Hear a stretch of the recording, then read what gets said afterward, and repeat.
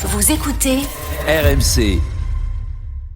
RMC. Midi 15h, Neumann Le Chypre. And we will make America great again. If I have the honor of being president, I promise you I will lead.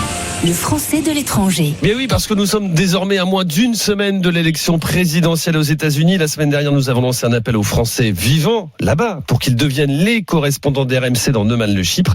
Vous avez été nombreux à vous inscrire, merci.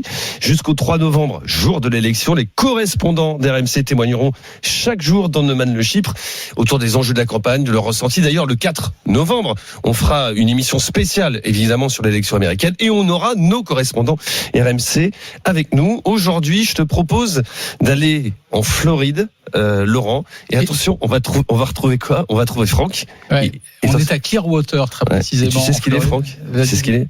Dis-moi. Je te jure, c'est un rêve de gamin pour moi. Il est shérif. Non, salut Franck. Oui, bonjour. Oh là là, on t'entend, on a l'impression que tu es dans le studio avec nous. Tu es effectivement à Clearwater, en Floride. Je lis que tu es shérif député et électeur de Trump. On va en parler. Mais d'abord, avant de parler de cette élection présidentielle, je voudrais que tu me fasses un petit peu la carte postale. Quelle heure il est chez toi à Clearwater, en Floride ? Qu'est-ce que tu vois autour de toi ? Raconte-nous un peu cette ville. Eh bien, il est 9h45. Il fait beau. Je vois mon jardin, les maisons du voisinage. Et je suis de repos aujourd'hui, donc tout va bien. Donc, shérif député, ça veut dire quoi exactement ? C'est officier, c'est l'équivalent d'un officier de police. En fait, le grand chef, c'est le shérif.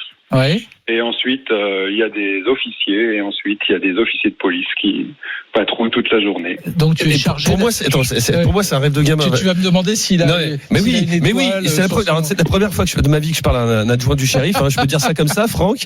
Est-ce que, Franck, tu as une étoile ? Oui. Oh, j'ai toujours rêvé d'avoir ça quand j'étais gamin. En fait, j'en ai plusieurs. J'en ai une sur chaque uniforme. Ah oui. Et tu es évidemment armé.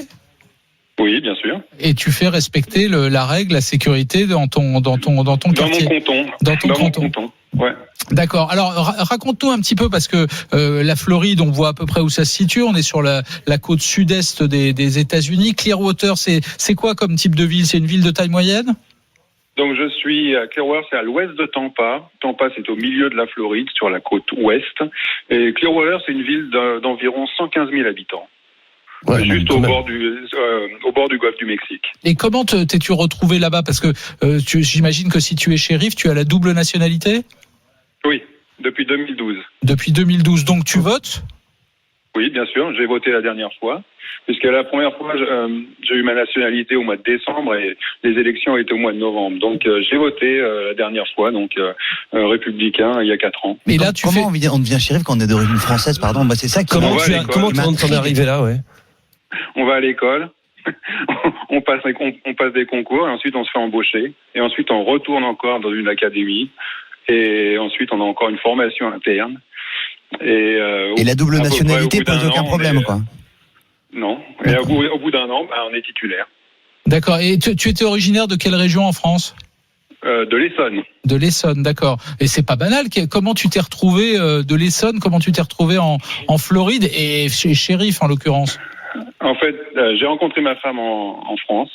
Elle est américaine. Et donc j'ai rencontré en 2007. Et après à peu près 2 ans d'aller-retour, j'ai pris la décision de partir et de la rejoindre. Bon, alors donc tu es aujourd'hui notre correspondant RMC pour cette élection présidentielle. Raconte-nous d'abord une question. Est-ce que tu fais partie de ces 61 millions d'Américains qui ont déjà voté ? Oui, j'ai voté il y a 3 semaines. Donc on m'a envoyé mon bulletin de vote par la poste et je l'ai rempli et je l'ai amené au bureau de vote. Et je le disais, tu as voté Trump. Pourquoi Trump ? Parce que je suis républicain.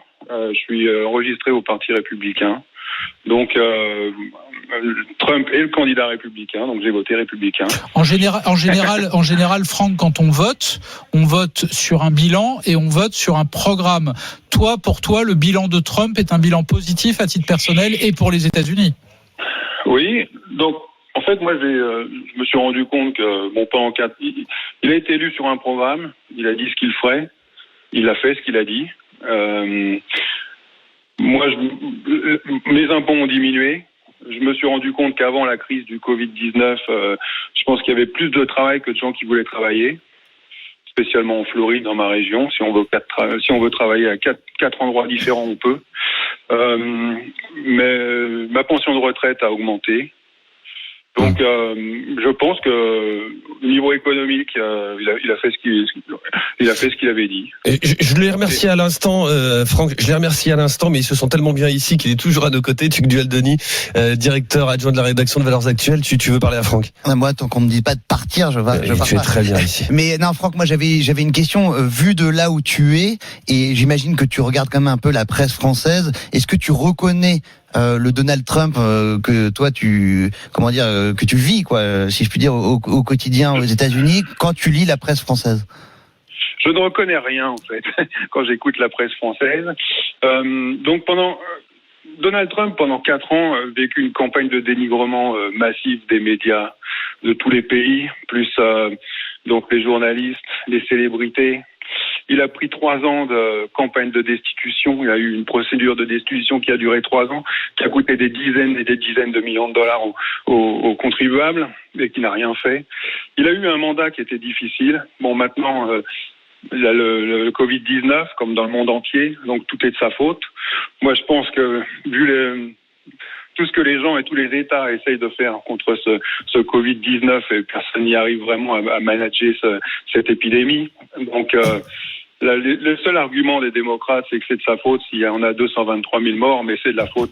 Malheureusement, oui, il est en charge, donc ça va être de sa faute, mais ça aurait été n'importe qui, ça aurait été Barack Obama, ça aurait fait la même chose.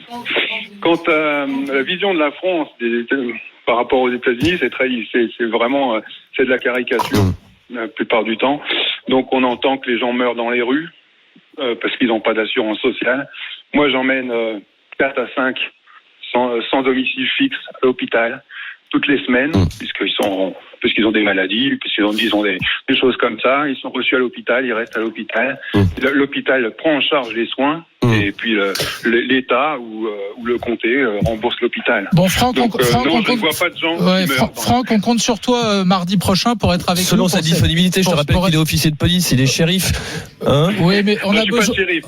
Shérif, c'est mon chef. Adjoint du shérif. On a besoin de toi pour commenter les résultats. Hein.